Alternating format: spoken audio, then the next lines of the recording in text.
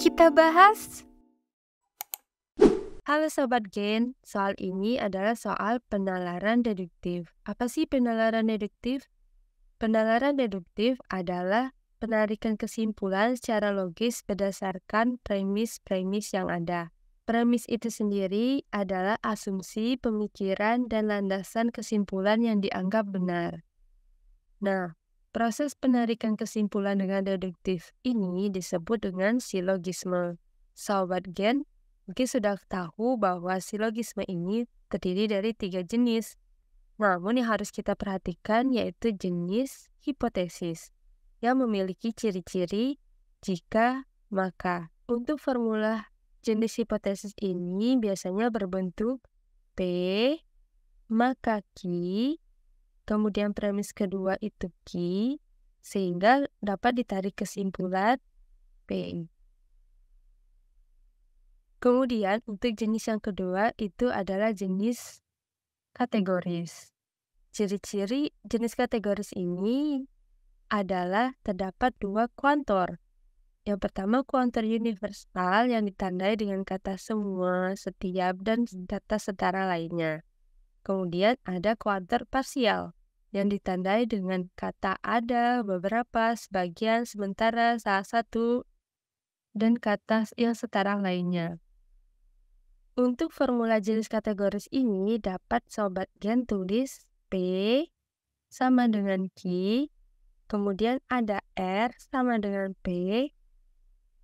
Kesimpulannya, variabel yang sama Sobat Gen dapat eliminasi dan diperoleh R sama dengan Y. Untuk itu, soal di atas dapat kita tarik kesimpulannya dengan menggunakan jenis silogisme yang kategoris. Karena pada premis pertamanya terdapat kata salah satu yang merupakan kuantor parsial. Kemudian pada premis keduanya terdapat kata semua yang merupakan kuantor universal. Untuk itu kita akan memisalkan beberapa kalimat atau kata dari setiap premis yang ada sehingga dapat membentuk formula pada jenis kategoris. Baiklah, pada premis pertama, kita dapat memisalkan tes kemampuan dasar ini sebagai variabel A. Kemudian, tes potensi akademik sebagai B. Dan pada premis kedua, terdapat kata pegawai yang dapat kita misalkan dengan variabel yang lain selain A dan B, karena pada premis 1, kata pegawai ini belum muncul. Oke, kita misalkan saja dengan C. Kemudian, masih pada premis kedua, tes kemampuan dasar sama dengan pada premis 1 dapat kita misalkan dengan variabel A. Dari permisalan itu dapat kita bentuk formulanya A sama dengan B dan C sama dengan A. Seperti penjelasan sebelumnya, untuk menarik kesimpulan dari pernyataan ini, kita dapat mengeliminasi variabel yang sama, sehingga kesimpulannya C sama dengan B.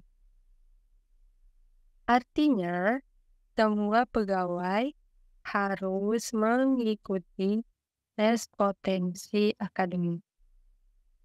Namun, apabila Sobat Gen tidak menemukan pernyataan yang sesuai, Sobat Gen dapat menegasikan kesimpulan tersebut sehingga menjadi tidak ada pegawai yang tidak mengikuti tes potensi akademik. Dari kedua pernyataan ini, yang ada di opsi C, tidak ada pegawai yang tidak mengikuti tes potensi akademik. Mudah bukan? Gramedia Edukasi, sahabat kamu belajar.